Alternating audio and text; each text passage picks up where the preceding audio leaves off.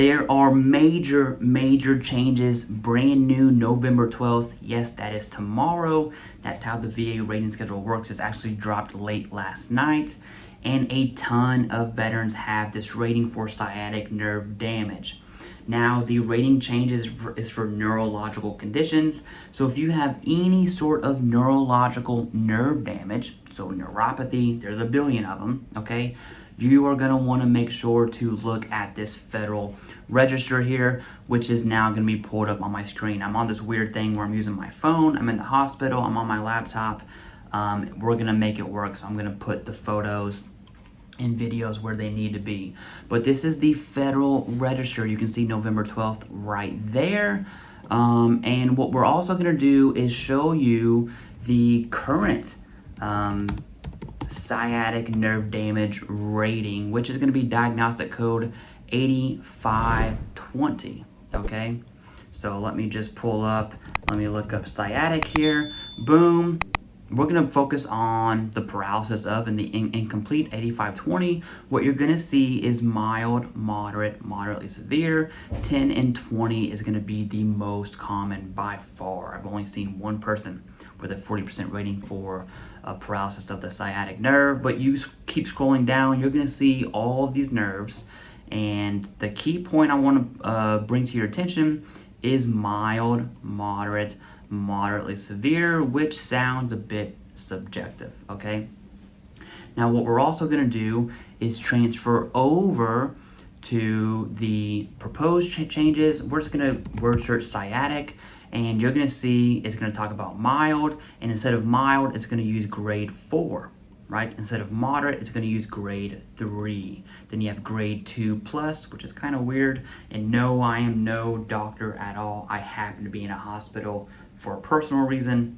I'm not a doctor whatsoever, okay? We see grade 2, grade 2 plus, then we see grade 2, okay? Then we see grade 1, and then eventually grade 0. And so it's really looking at when we see rating changes in the VA schedule ratings, the VA is not leading the charge on the medical advances. Medical advances happen, the community comes to a consensus like tinnitus, okay? Regardless of what anyone else says, that's the truth. And VA essentially just falls in line with those advances. Now, how they weight the percentages is something different. But to look at that, we see the proposed revisions replace subjective criteria, which is the mild, moderate, okay, with objective and measurable criteria, which is now grade 4, 3, 2 plus 2, grade 1, and grade 0. And the reason for this is to promote rating consistency and accuracy. Now, I am no fan of the VA, but this is something that I can actually get behind. The VA does need rating consistency and accuracy for sure. Okay, some people get 20% per leg, some people get 10% per leg, and there's, the 10% symptoms will be worse than 20%. So there certainly is no consistency. Now, what I do want to show you, what I'm about to show you is how the new rating for nerve damage is going to look like. But scrolling up, I kind of skipped over something. There's a one-stop shop for the diagnostic code changes. Let me scroll all the way down. There's going to be a lot of scrolling here. All the way down, and they have a nice little chart on some changes of verbiage, some diagnostic code changes. Here we go. Of what that's going to look like for verbiage, okay? Now, this rating change, you can see on my scroll bar here, I'm going to scroll all the way top and all the way down to the bottom. There are a lot of changes here. You're also going to see migraine in here, okay? And just in case someone misrepresents or sees this and it be a rating change, this does not change. If you go to migraine over on how it's currently rated and you look at the verbiage, it's the exact same. So the VA is essentially replacing one rating schedule with this rating schedule. Straight up, bam. Some's going to be the same, some are not, okay? Now, let's get back to how sciatic nerve damage is going to be rated, because a ton of people have that sciatic nerve damage. It's generally caused a linked secondary from a lower spine condition or lower back condition. pinching that sciatic nerve, okay, causing radiculopathy, which is a type of sciatica. And there's tons. People talk about sciatica and radiculopathy, but there are many more neurological nerve conditions that are way more severe than radiculopathy, okay? But here you can see incomplete paralysis with grade 2, 2+, 3, and 4, and then grade 0 or 1 is going to be held for the highest of the ratings. And you'll see that with motor neuropathy, all these other diagnostic codes, okay? And the VA is going to do what I call VA stuff. And if you have nerve damage, submit the claim with the big 3, let the VA do VA stuff. Now that's one change, which is pretty major. Luckily we have, at least for right now, the 10-20 criteria for sciatica. And I'm saying that very generally here, right? And so that's going to remain the same. Now there's a comment period. This isn't final. We don't know. Just like when mental health and tinnitus and sleep apnea, we're planning on April 1st, but we really don't know when the change is going to happen. It's the same thing for this neurological VA rating change, okay? Now what I do want to show you is TBI changes. This, I think, is going to be extremely favorable, especially to those veterans who have both. What I'm doing is control-Fing and searching up TBI, that have both mental health rating and a TBI rating.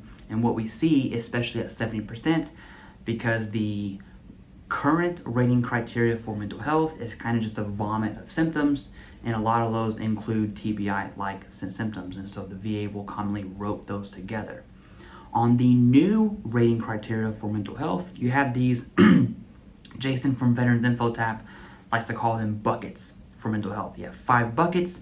Each bucket is rated individually, right, from 0 to 4. For mental health, depending on what rating you get for each bucket, will determine the rating the VA gives you percentage-wise. TBI is very, very, very similar. We have these buckets, so to speak. So memory, attention, concentration, executive functions. You have judgment. We have social interaction, orientation, motor activity, visual spatial orientation, subjective symptoms. That's a good one. Neurobehavioral effects, communication, and consciousness. Now, instead of 0 to 4 like mental health, and mental health only has 5 buckets, this one has 1, 2, 3, 4, 5, 6, 7, 8, 9 buckets for TBI. It goes from 0 to 3, and then there's a total impairment, right? So you could say 4, the VA has total here, that's what I'm going to say.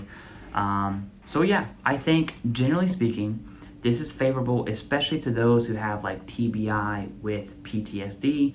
You could potentially, and I don't know that for sure, but it seems like you could potentially have a better shot. I'm sorry, let me rephrase that. The VA is better equipped to separate those symptoms than they are to combine those symptoms. That's probably the best way to put it, right? So if your TBI symptoms are over here, your mental health symptoms are over here, and they are different, you can have 2 different ratings. If they are the same, you're gonna have one rating like PTSD with TBI, okay? But these are the rating changes. Comment below if you made it to the end, all right? Sorry for the video quality. I kind of got to do what I got to do right now. We got some stuff going on. Thank you for everyone who's praying, who's been commenting. I definitely appreciate that. If you made it to the end, let me know. This Federal Register, okay, the Fed Reg for neurological conditions and convulsive disorders for November 12th, which is tomorrow. Happy Veterans Day, by the way, for anyone who made it to the end. This is going to be pinned below in the comments, so you have access. Again, if you have a specific diagnostic code for nerve damage, you're going to want to make sure to double tap. And I only covered this much of the rating changes. There are many more rating changes here too. So that's all I got. Thank you very much.